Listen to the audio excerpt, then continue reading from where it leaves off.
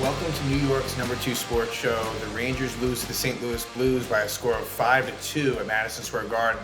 And we have a lot to discuss in this episode, really based on the fact the Rangers have lost 3 in a row, not playing well in any way, shape, or form. And Elliot Friedman dropped a bit of a bomb earlier in the day, and the tweet reads as followed. In the aftermath of their 6-2 loss in Edmonton on Saturday, the Rangers have made it very clear they're interested in making moves and shaking up their roster. Among the names indicated are Chris Kreider and Jacob Trouba, although other options will be considered. So a lot to unpack here. The good news is that Chris Drury and company are aware of the fact that changes need to be made.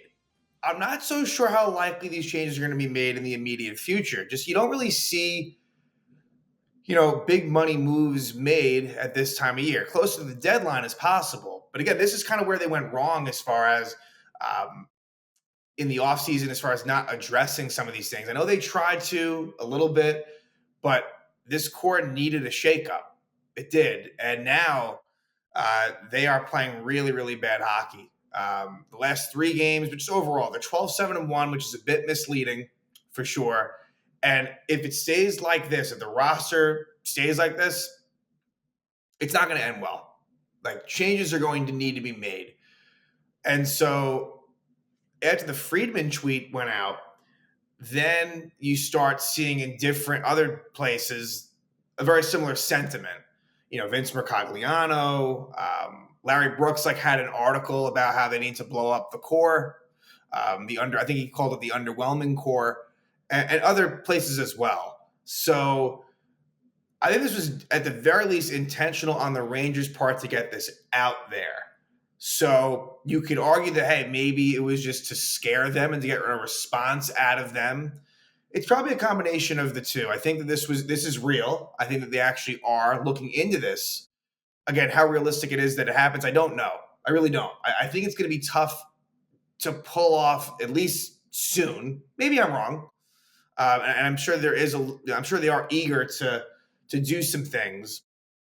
But I also think it's, again, more of a wake up call. Hey, this is unacceptable. What's going on? And it's interesting that Kreider and True were the ones that were brought up. I think that, again, there's some validity to that.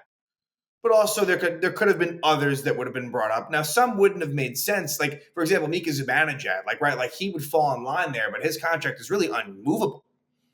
So, whereas Kreider's definitely is, and Trouba's to a lesser extent is as well. Now, we know in the offseason, it seems as if he nixed a trade, potentially to the Red Wings.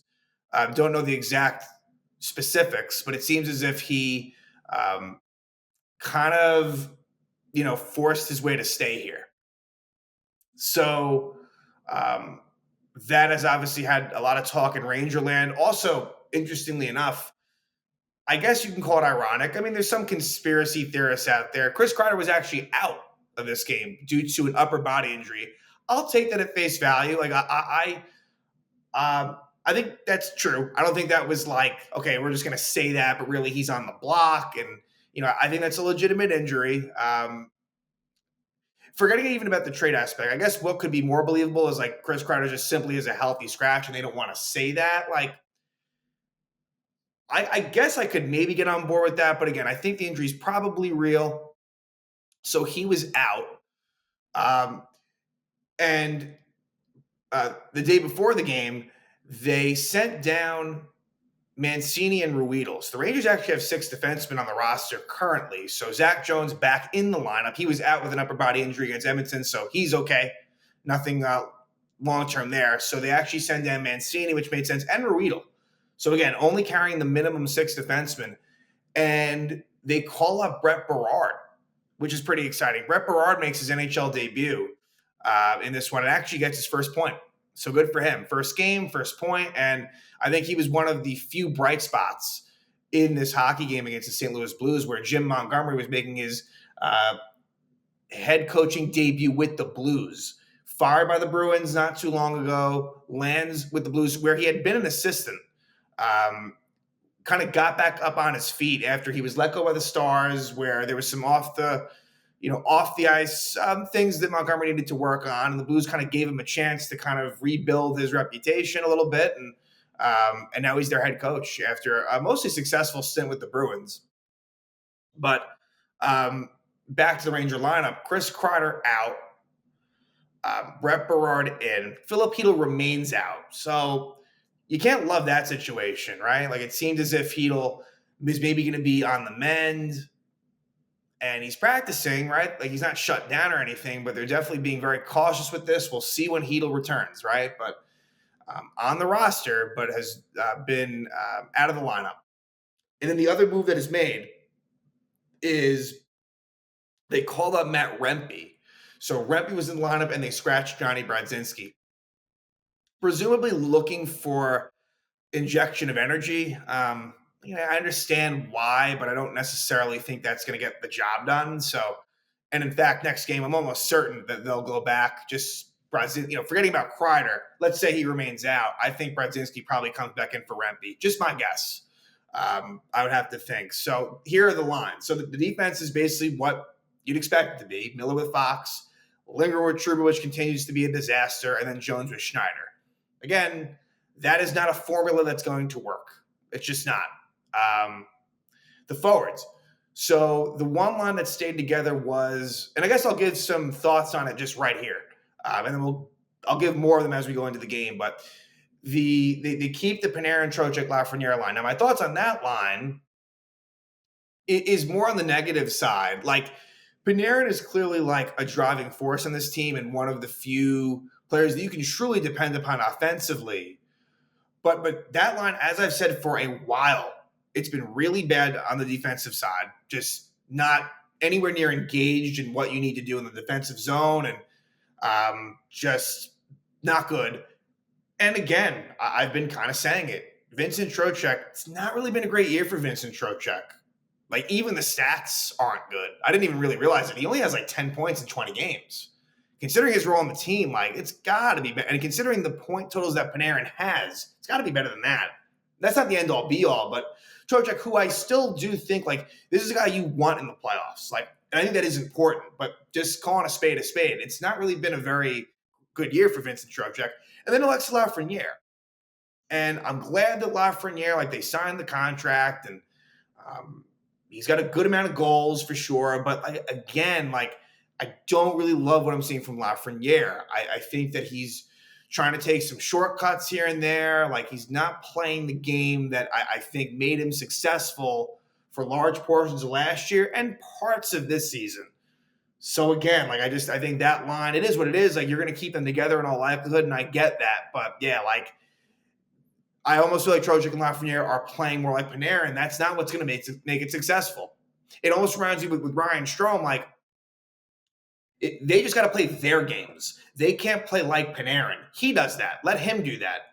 If the whole line's playing like that, it's not going to be successful. Trocheck and Lafreniere need to get into the dirty areas and do some of the hard work. And I think that'll make that line more successful.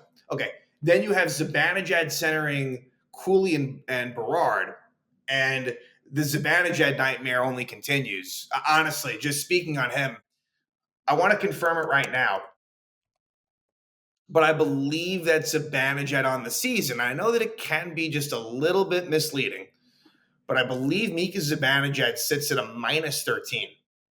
Let me just confirm that. Yes, minus 13, which is by far the worst on the club. You can't have that. I'm sorry. That is not something that you can really afford. And again, yeah, like I said, Zibanejad minus 13. The only one that's actually close to second place in the wrong way is Alexis Lafreniere minus 8. That's what I'm talking about with Lafreniere. The next closest is a minus 2. So that's where I kind of stand by what I said on Lafreniere.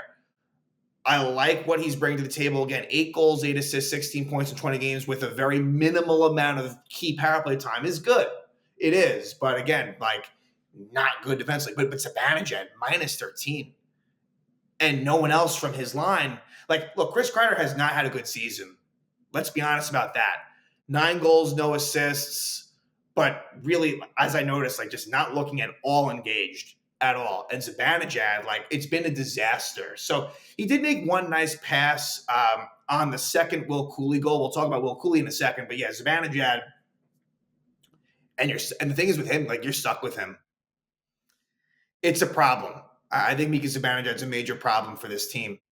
But his line mates, I have mostly good things to say about them. Will Cuylle scored 2 goals in this game. So Cuylle has 9 goals in the season. Like, he has been one of, like I said, the most improved players in all of the National Hockey League, and his style of play is really good. Like, and it makes like a player like Chris Kreider just a little bit more expendable. If there's one strength on this team, it's definitely left wing.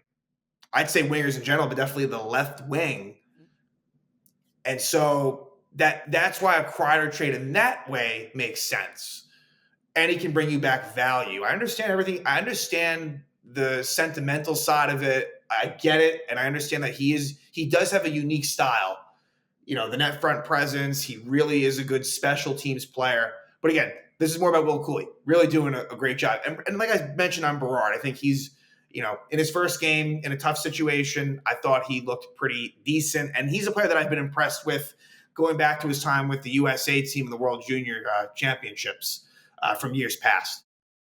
The third line, Capo Kakko centering Adam Edstrom and Riley Smith. I think Kakko in a game that was not good. I haven't really even talked about that. Like, the Rangers were outshot 43-29. Like, they did not play well against the St. Louis Blue team that looked a lot hungrier than the Rangers did. But Kakko looking pretty good at center. Like, with Philip Hedl being out, and they're not really wanting to use Johnny Brodzinski a whole lot. Like, Kakko has been pushed into the center role, and he's looking good. And if he can add that to his game, add that versatility, that is a very unexpected great thing. So I think he's playing with a little more confidence. And that line in general, having Edstrom on it to me is a little bit odd. I will say that. You would have figured it would have been VZ. Riley Smith, like, you know, not a lot to say on him. Again, I think in the right situation, Smith can provide you a good amount of value. It's just been, you know, he hasn't really caught on to the right line exactly. But yeah, I don't have much bad to say on him. Not a whole lot of great either, I guess. And that leaves the fourth line with Carrick centering VZ and Rempe, which I just don't think, you know, with Rempe on it, it just kind of changes the paradigm. And I think that I understand why he was in the lineup, but I'm not the biggest fan of it, I guess. And I understand that he's a pretty divisive character among Ranger fans. You know, some love him. I think some kind of think it's a bit of a waste at this point to kind of have him in there playing minimal minutes. Let's actually see what his ice time was in this one. More than usual, 9 minutes and 26 seconds. Okay. More, because a lot of times like 5 or 6 minutes. So we actually played a good, you know, what a regular fourth liner would play. So that's better, I guess. But yeah, so a lot going on, not just on the ice, but off it for the New York Rangers. But let's discuss this game. Igor Shesterkin in net for the Rangers. He was not the one, he wasn't at fault here. You know, maybe the game-winning goal by Braden Shen, a 4-on-4 goal, which we'll discuss. You know, it was a good shot by Shen, but it was a clear shot. Maybe one that he would like to have back. Igor, lately, he's faced a lot of high-quality shots and chances. So the numbers for him, I have to imagine, are not great lately. He's kind of doing what he can, and he's giving up goals because there's only so much that he can do. That said, I think he's played better at certain points, but he is so low on the list of concerns with this current team. But in that for the Blues was their backup goalie, Joel Hofer. So don't believe the Rangers had ever faced him before. I think it's typically been Jordan Binnington, and if not him, then someone else. So yeah, Hofer in net for the Blues did a pretty good job. Again, didn't really face, in my opinion, too much, but gets the win. So the Rangers would actually get a couple of power plays to start. And again, this is Jim Montgomery's first game as head coach of the St. Louis Blues. Oster Sundqvist trips Riley Smith at 229. Ranger power play does not score. And Lafreniere is on the number one unit with Kreider out. And then at 6:18, Zach Bolduc trips Artemi Panarin, and they don't score then either. So the Ranger power play has been struggling as well, which is a key part of the Rangers' success. But the Rangers do take the lead at 8:47. Will Cuylle, so not too far after the power play is over, maybe about 30 seconds after it ends, Will Cuylle scores his 8th goal of the season from Kakko and Zach Jones. Give a lot of credit to Kakko, who carries the puck into the zone, takes a shot, gets his own rebound, moves behind the net, goes to the point, and just takes a shot.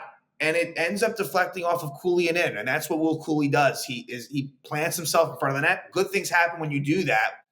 And it makes it 1-0 Rangers. But the Blues respond. At 11:45, Jordan Cuylle scores his 7th goal of the season, assisted by Schenn. And this was a goal where blame goes to mainly 3 players that I think all of us Ranger fans can say have been massive, not even disappointments is the right word, they've just been bad.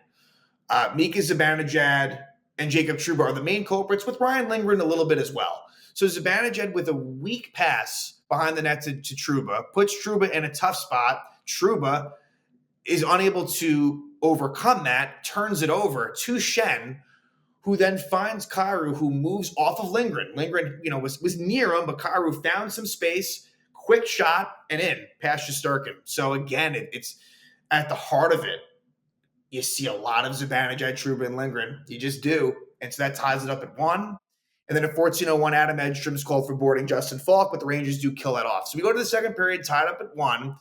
And it's another situation, maybe not so much in the second, more so the third, but of an early-ish goal in the period. Again, more of the third, but at 4:30 of the second period, Zach Bolduc scores his first goal of the season for the Blues, assisted by Faksa and Holloway. So it's a 2-1 Blue lead. And again, it's those same players that were culprits a little bit, where it's a puck that ends up in the air and Trouba's unable to see where it is. Zibanejad was kind of in the area. The 3 players back were Zibanejad, Trouba, and Lindgren. And then just a bad job of clearing the crease. Shesterkin was unable to retrieve and cover the puck. It was loose. And Lindgren was in the mix there and couldn't quite move off Bolduc. And Bolduc gets the greasy goal to make it 2-1. Again, just kind of not having that sharpness that, again, we haven't seen from this Ranger team. Like, not really being into it. And that makes it 2-1 Blues.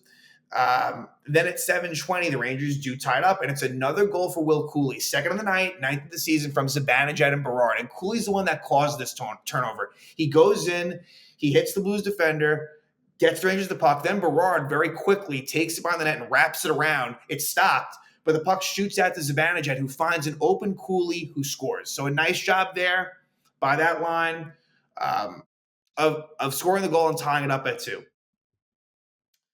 And then the Rangers go on a power play. Zach Bolduc cross-checks Sam Carrick at 7:50, but the Rangers power play does not score. And so for that, they were 0 for 3 on the night. And it's going to be, with the way the Rangers are playing, if that power play is not going to get it done, they're going to have a tough time winning. Then at 10:18, Sam Carrick trips Braden Schenn. The Rangers do kill it off. So the Rangers penalty kill did a nice job in this game. And then where do we go from there? Then at the end of the period, and this is relevant, Will Cuylle and Jake Neighbors are both called for unsportsmanlike conduct. So you have 4-on-4 to start the third period. And I believe the combination of players that were on the ice was Zibanejad, Lafreniere, Jones, and Schneider. And so at 1:12, Braden Schenn scores his 4th goal of the season, assisted by Perunovic, gives the Blues a 3-2 lead. So what happens here is Zibanejad tries to force a pass towards Lafreniere that really never had a chance. So possession goes to the Blues, and Zach Jones is up on the play. So Schneider is kind of the only one that's even semi-back. But again, not a smart decision by Zibanejad, and it puts the Blues in an odd man situation in their favor. And Schenn kind of has some room on the left side, and he takes a snapshot, and he scores past Igor Shesterkin. It was a good shot, give him credit. I think it's one that Igor maybe would like to have back. But I feel like we've seen a good amount of 4-on-4 goals against the Rangers. I don't know if the stats back that up, but it feels that way lately. So the Blues take a 3-2 lead there, and just the Rangers' response to that was not great. Matt Rempe takes a penalty at 3:44, roughing Jake Neighbors. I understand he's trying to get a spark going, but just kind of dumb. And he has a target on his back anyway from the refs, so that was an easy call. Rangers do kill it off. And I just feel like the Rangers' quality of chances down by one and trailing in the third was not good, to the point where Zach Bolduc scores again. Second goal of the night, second goal of the season from Parayko and Holloway at 8:25 makes it 4-2. This is a play where the Panarin line basically, the Blues had good control of the puck, cycling it around, keeping possession, and Bolduc basically just beats Panarin. Bolduc just is able to use, again, that reach and the size. Parayko takes a shot from the point, and Bolduc beats Panarin.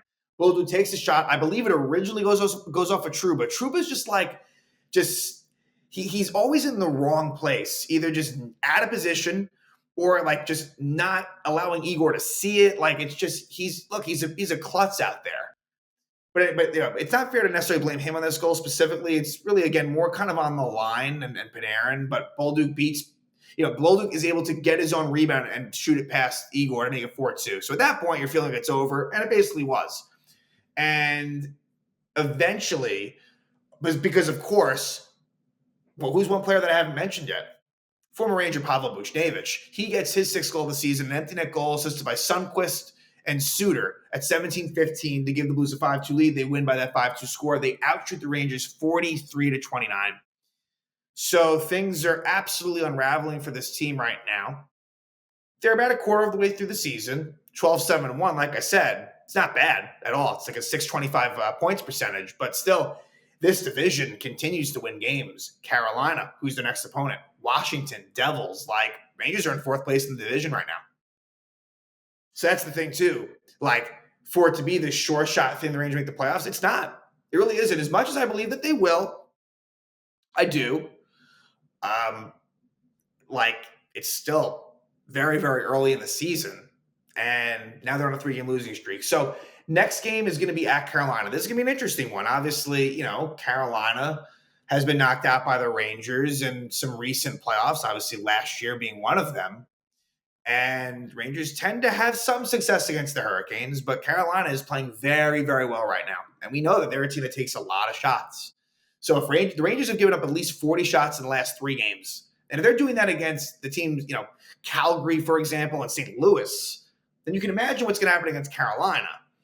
So definitely going to be an interesting one. You can't feel overly optimistic about it. Carolina's 15-5-1. They continue to really be a very good regular season team. That doesn't change. Even though there's a lot of different pieces on this Carolina team. The core is pretty much intact. But Carolina, they lost a lot of players due to free agency. And they are making the best of it. And we'll see. So a very key divisional match, a game where the Rangers can maybe get back, in a good way. We'll see. We'll see what the Chris Kreider injury situation is. We'll see if somehow there's any more news that breaks as far as the Rangers actually maybe pulling the trigger on something. Certainly the result of this game would only feed into that more, right? The more they lose, the more that possibility grows. So if you kind of want action, if you want movement, then maybe this loss isn't necessarily a bad thing. But really disappointing. But also not all that surprising with it being Montgomery's first game behind the bench with the Blues. That tends to really make a difference consistently. It's not an excuse. Rangers still look like shit, but either way, the Blues go to MSG. They win 5-2. Rangers will go back on the road to face the Carolina Hurricanes in what should be definitely an interesting litmus test for a Ranger team that's looking as bad as I've seen them in quite some time, on a 3-game losing streak and an uncertain future. But the Rangers fall to the St. Louis Blues, and now they will travel Carolina to take on the Hurricanes.